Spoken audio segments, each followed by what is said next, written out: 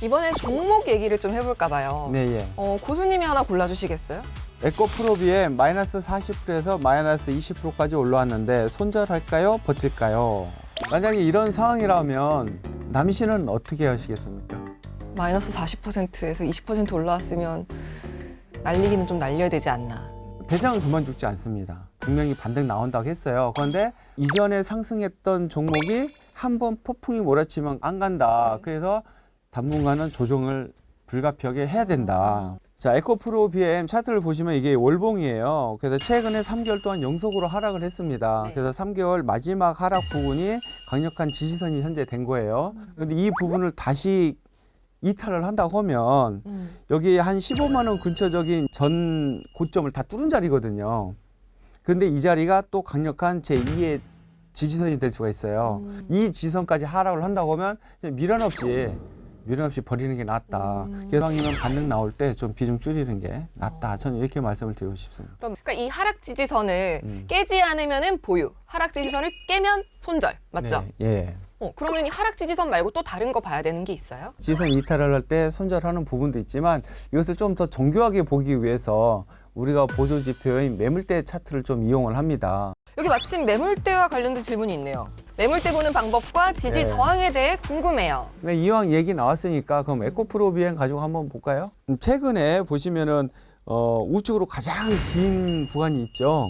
네. 예, 그 구간이 강력한 지지선이 되면서 이평선이 지지를 같이 해주고 있는 모습이죠. 그러다 보니까 이 부분이 급반등이 나오는 경우가 나온 거예요. 이 지지선이 만약 이탈을 하게 된다, 그러면 우리가 손절을 고민을 해봐야 되겠죠. 마찬가지로 위로 상승을 한다 하더라도 그 다음 위 칸에 보면 바로 한 세 번째 칸이 가장 길죠. 그럼 이 구간에서는 어떻게 될까요? 저항이 걸릴 수밖에 없어요. 그러니까 여기서도 상 쳤지만 저항 걸리면서 다시 밑으로 내려온 겁니다. 그래서 우리가 이런 부분을 가지고 저항과 지지를 어느 정도 우리가 볼 수 있다. 2차 전지와 관련된 또 다른 종목이 보이는데 100만 원 넘었던 LG화학 그 명성을 회복할 수 있을까요? LG화학이 뭐 세계 브랜드에서도 알아주는 기업이고요. 그리고 LG에너지솔루션이 사실은 안 나왔으면 아마 LG화학이 대장이 되지 않았었을까. LG화학은 그런데 우리가 좀 주목해야 될 게 뭐냐면 어차피 LG화학은 2차 전지만 하는 회사는 아니거든요. 생명공학도 하고 있고요. 또 화학 분야에 대해서도 많이 하고 있습니다. 실적이 좋아요, 그러면? 그것이 괜찮죠. 네. 그래서 LG화학이 뭐 앞으로 뭐 끝나니 망하니 그런 거보다도 LG화학은 뭐 중장기적으로 본다고 하면 그냥 홀딩해도 되지 않을까. 지금 그런데 지금 너무 많이 빠져서 바닥인 상황이잖아요. 오히려 지금은 좀 매수에 동참해보는 것도 괜찮지 않을까. 다만 위에서 잡으신 분들은 조금 마음고생을 해가면서 좀 기다려야 되지 않을까. 윤재진 고수의 직문직답, 또 다른 섹터가 눈에 띄는데 최근 위메이드 주가가 반등을 시작한 것 같은데 게임주 매수해도 될까요? 많은 분들이 사실은 뭐 게임주 예전에 그 메타버스로 인해서 좀 게임주 들어가고 맞아. 그때 메타버스랑 그다음에 그 비트코인과 뭐 이런 네. 그러다가 이제 지금 굉장히 힘들게 됐죠.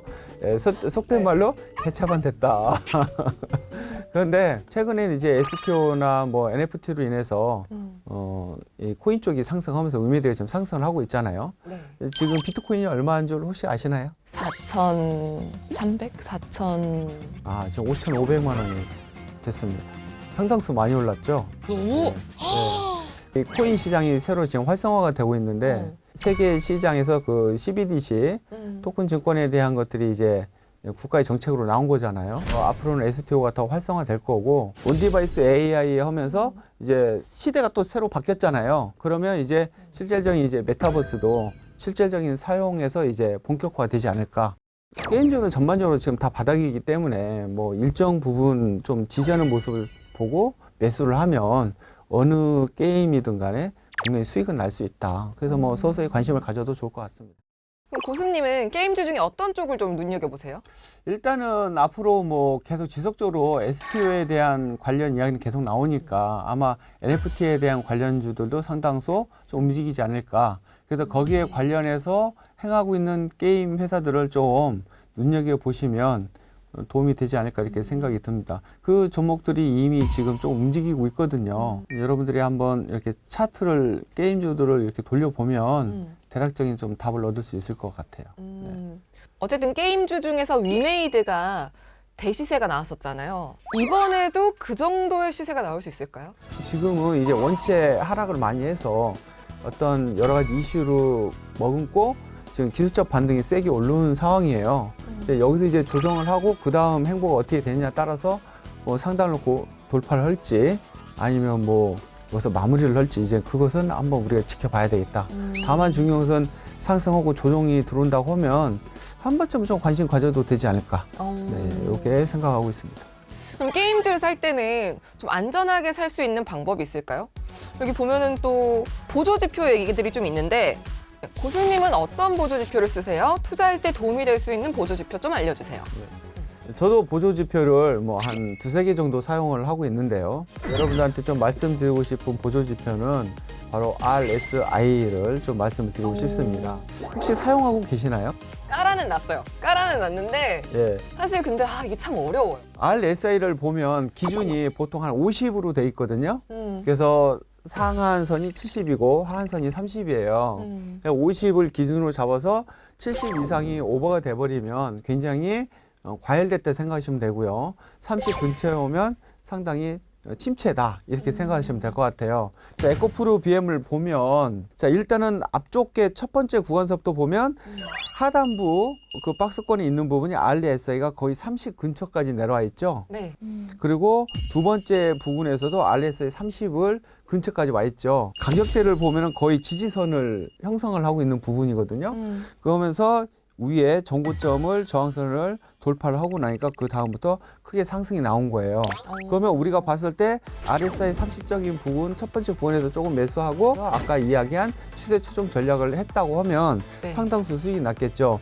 그러면 우리가 매도한 자리는 어디냐? 바로 위 상승한 부분에서 보면 RSI 70이 넘어가면서 색깔이 굉장히 지금 분홍색으로 바뀐 부분이 있습니다. 네. 이 부분이 상당히 고점을 찍은 부분이에요.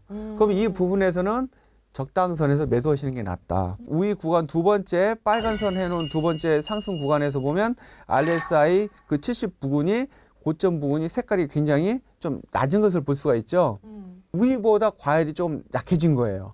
그럼 이것은 결국은 뭐다? 결국은 침체를 예상을 하고 있는 부분이라고 생각을 하면 돼요. 그러면 이런 부분을 보였을 때 두 번째 박스권에서는 일부라도 내가 혹시 주식을 가지고 있다고 하면 전량 매도하는 게 낫다.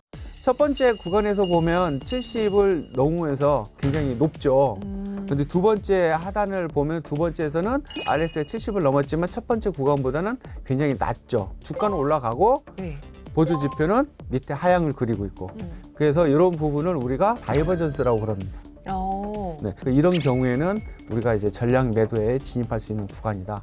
마찬가지로 우리가 매수를 할 때도 가격은 하락을 하고 있는데 만약에 RSI가 오히려 우상향을 하고 있다. 그럼 이런 경우에도 사실은 바닥에서 다이버전스를 나타내는 구간이거든요. 그럼 이런 때는 가격이 하락하더라도 크게 문제될 거 없다. 네, 그래서 오히려 지지선을 잘 하는지 확인을 하고 그렇게 큰 낙폭이 아니면은 우리가 한 번쯤은 매수에 임하여도 좋다 이렇게 볼 수 있겠습니다.